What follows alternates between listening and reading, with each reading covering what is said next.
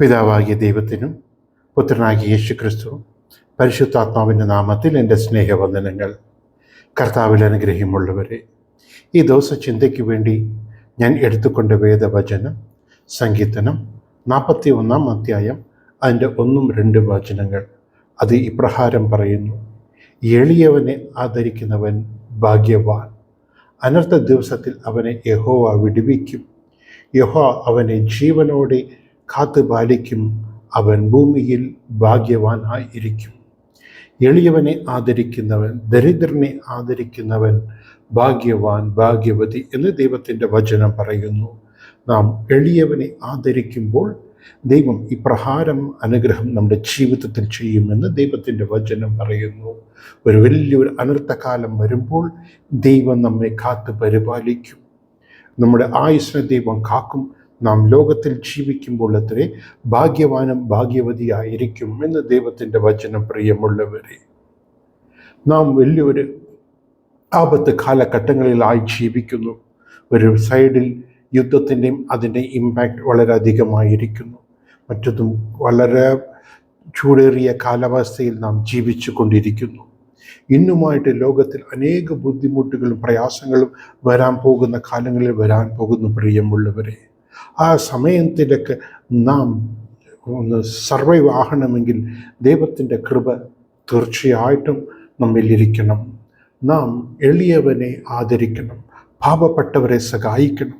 നമ്മുടെ കുടുംബത്തിലുള്ളവർ പാപപ്പെട്ടവർക്ക് നമ്മുടെ കരം നീട്ടി അവരെ സഹായിക്കണം. നമ്മുടെ പള്ളി ഇടവകയിൽ നമ്മുടെ പരിചയമുള്ളവരെ നാം സഹായിക്കേണ്ടത് ആവശ്യമായിരിക്കുന്നു. ഇന്ന് കാണുമ്പോൾ ചില തങ്ങളെത്താൻ വലിയ ഒരു ബിലീവേഴ്സ് അല്ലെങ്കിൽ വിശ്വാസി, ദൈവഭയമുള്ളവർ, ദൈവത്തിന് പ്രകാരമായിട്ട് ജീവിക്കുന്നവർ എന്ന് പുറം ലോകത്തിൽ കാണിച്ചു കൊണ്ടിരുന്നാലും അവർ കണ്ണുകളെ പാപപ്പെട്ടവർക്ക് വിലക്കുന്നത് ഞാൻ കാണുന്നുണ്ട്. അവരുടെ പ്രവൃത്തിയിൽ അങ്ങനെ ഒന്നും കാണത്തില്ല. ഒരു സഹായം, ഒരു രൂപയുടെ സഹായം പോലും ചെയ്യത്തില്ല. നാം അങ്ങനെ ആയിരാതെ നാം പാപപ്പെട്ടവർക്ക് സഹായിക്കണം എന്ന് ദൈവത്തിൻ്റെ വചനം നമുക്ക് പറയുന്നു. നാം അങ്ങനെ ചെയ്യുമ്പോൾ ദൈവം നമ്മുടെ ജീവിതത്തെ അനുഗ്രഹിക്കും. ആപത്ത് കാലത്തിൽ ദൈവം നമ്മെ കാത്തു പരിപാലിക്കുമെന്ന് ദൈവത്തിൻ്റെ വചനം പറയുന്നു.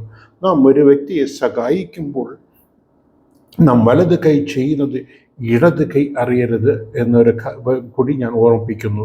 സങ്കീർത്തനം മത്തായി സുവിശേഷം 6 അധ്യായം 3 വാക്യം പറയുന്നു: നീയോ ധർമ്മദാനം ചെയ്യുമ്പോൾ അത് രഹസ്യമായി ഇരിക്കേണ്ടതിന് നിന്റെ വലത് കൈ ചെയ്യുന്നത് ഇടത് കൈ അറിയാതിരിക്കട്ടെ എന്ന് ദൈവത്തിൻ്റെ വചനം പറയുന്നു. പ്രിയമുള്ളവരെ, നാമും കൂടി എളിയവരെ ആദരിക്കുന്നവരായി, നമ്മാൽ കഴിയുന്ന ഒരു സഹായം ചെയ്യുന്നവരായിരിക്കണം. അതിന് പറഞ്ഞ് നാം കടം വാങ്ങിച്ച് നമ്മെ കൊണ്ട് പറ്റാത്ത കാര്യം ചെയ്യണമെന്നല്ല. നമ്മെ കൊണ്ട് എന്ത് ചെയ്യാൻ പറ്റുമോ, എന്ത് സാധിക്കുമോ അത് ചെയ്യണം. നാം എളിയവനെ സഹായിച്ചില്ലെങ്കിൽ എന്ത് സംഭവിക്കും? സദൃശവാക്യം 21 അധ്യായം 13 വാക്യം പറയുന്നു: എളിയവൻ്റെ നിലവിളിക്ക് ചെവി പൊത്തിക്കളയുന്നവൻ താനും വിളിച്ചപേക്ഷിക്കുമ്പോൾ ഉത്തരം ലഭിക്കുകയില്ല എന്ന് ദൈവത്തിൻ്റെ വചനം പറയുന്നു. നാം അവരുടെ കഷ്ടതകൾക്ക്, അവരുടെ വേദനകൾക്ക്, സാമ്പത്തിക ബുദ്ധിമുട്ടുകൾക്ക്, പ്രയാസങ്ങൾക്ക്, അവരുടെ ജീവിതത്തിൽ കാണപ്പെടുന്ന പലവിധ ദരിദ്രങ്ങൾക്ക് നാം നമ്മുടെ ചെവിയെ പൊത്തി കളയുമ്പോൾ, നാം ദൈവത്തെ വിളിച്ചപേക്ഷിക്കുമ്പോഴും അങ്ങനെ തന്നെ സംഭവിക്കും. പ്രിയമുള്ളവരെ, വേദവചനത്തിൽ നാം പരിശോധിച്ച് നോക്കുമ്പോൾ ആരൊക്കെ ദരിദ്രനെ, എളിയവനെ സഹായിച്ചിട്ടുണ്ടോ അവരെയൊക്കെ ദൈവം അനുഗ്രഹിച്ചിട്ടുണ്ട്. എനിക്കൊരു സഹോദരി അറിയാം. അവർക്ക് അനേക ബിസിനസ് കാര്യങ്ങളുണ്ട്. ഫിനാൻഷ്യലി അത്ര സൗണ്ടായ ഒരു മകൾ. പക്ഷേ ആ ഒരു അഹങ്കാരം ഒരിക്കലും ആ മകൾ കാണിക്കത്തില്ല. അവരുടെ വീട്ടിൽ ജോലിക്ക് ചെയ്യുന്നവരാകട്ടെ, അല്ലെങ്കിൽ ബിസിനസ്സിൽ ഒരു താഴ്ന്ന നിലയിൽ ജോലി ചെയ്യുന്നവരാകട്ടെ, എല്ലാവരോടും ഒരേപോലെ സ്നേഹത്തോട് ഇടപെടും. അവരുടെ പരാതികൾ, അവരുടെ വിഷമങ്ങളൊക്കെ കേട്ട് മനസ്സിലാക്കും. അതോടുകൂടി നിൽക്കാതെ തന്നാൽ കഴിയാവുന്ന രീതിയിൽ സഹായം ചെയ്യും. പ്രിയമുള്ളവരെ, ഇന്ന് അനേകം നോക്കുമ്പോൾ അവരുടെ ഒരു സെയിം സ്റ്റാറ്റസുള്ളവരുടെ മാത്രമേ സംസാരിക്കത്തുള്ളൂ. അവരെ സഹായിക്കുന്ന ഒരു ശീലം അനേകരിടത്തിൽ ഇന്ന് ഇല്ല. സഹായിക്കുന്ന മനസ്സുള്ളവരെ കാണുന്നത് അപൂർവമായിരിക്കുന്നു. പക്ഷെ ഈ മകൾ അങ്ങനെ ചെയ്തു. ഞാൻ പേഴ്സണൽ എനിക്ക് അറിയാവുന്ന ഒരു മകൾ, ആ കുടുംബത്തിൽ വലിയ ഒരു പ്രയാസം, ക്രൈസിസ് വന്നു. ദൈവം ഒരു കാത്തു പരിപാലിച്ചു. കാരണം ആ മകൾ ദാനം ധർമ്മം ചെയ്യുന്ന ഒരു ശീലമുള്ളപടിയാണ്.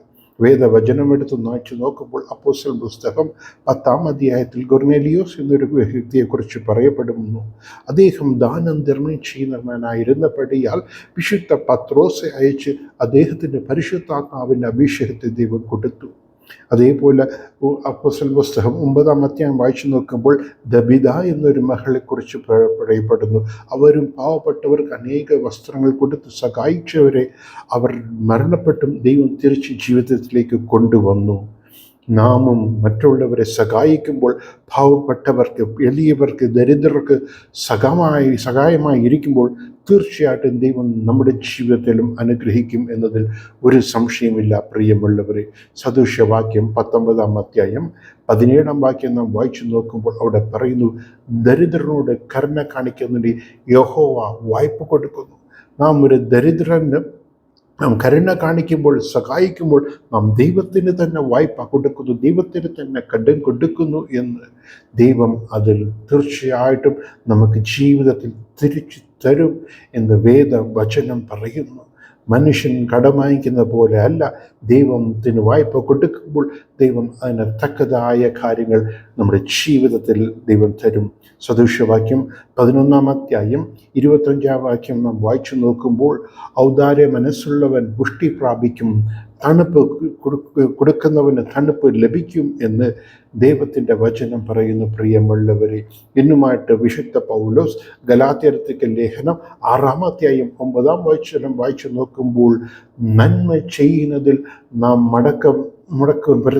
മടുത്തു പോകരുത് എന്ന് ദൈവത്തിൻ്റെ വചനം പറയുന്നു. തളർന്നു പോയാതെ തക്ക സമയത്തിൽ ചെയ്യുമ്പോൾ നാം അത് കൊയ്യും, ഒരു അനുഗ്രഹം കൊയ്യും എന്ന് ദൈവത്തിൻ്റെ വചനം പറയുന്നു. ഇന്നുമായിട്ട് ഒരേ ഒരു വചനം പറഞ്ഞ് മാത്രം ഞാൻ എൻ്റെ സന്ദേശം നിർത്തുവാൻ ആഗ്രഹിക്കുന്നു. ലൂക്കോസിന്റെ സുവിശേഷം 6-ാം അധ്യായം 38-ാം വാക്യം പറയുമ്പോൾ, കൊടുക്കുവീൻ നിങ്ങൾക്ക് കൊടുക്കപ്പെടും, അമർത്തി കുലുക്കി നിറഞ്ഞ് കവിഞ്ഞ അളവിൽ നിങ്ങൾ മടിയിൽ ഇട്ട് തരും എന്ന് ദൈവത്തിൻ്റെ വചനം പറയുന്നു. നിങ്ങൾ ഏത് അളവിനാൽ അളക്കപ്പെടുന്നു ആ അളവിനാൽ അളക്കപ്പെടും എന്ന് ദൈവത്തിൻ്റെ വചനം പറയുന്നു. പ്രിയമുള്ളവരെ, നാം എളിയവരെ ആദരിക്കുമ്പോൾ, പാവപ്പെട്ടവരെ സഹായിക്കുമ്പോൾ, ദരിദ്രരെ സഹായിക്കുമ്പോൾ ദൈവം നമ്മെ ഇറങ്ങി അനുഗ്രഹിക്കും, നമ്മളെ കാത്തു പരിപാലിക്കുകയും നമ്മെ ഭാഗ്യവാനും ഭാഗ്യവതിയുമായി മാറ്റും. പ്രിയമുള്ളവരെ, ഇന്ന് നമ്മൾ പരിശോധിച്ച് നോക്കുമ്പോൾ നമ്മുടെ ജീവിതത്തിൽ എത്ര പേർക്ക് നാം അത് സഹായം ചെയ്തിട്ടില്ല. എൻ്റെ വ്യക്തി ജീവിതം ഞാൻ കണ്ടിട്ടുണ്ട്.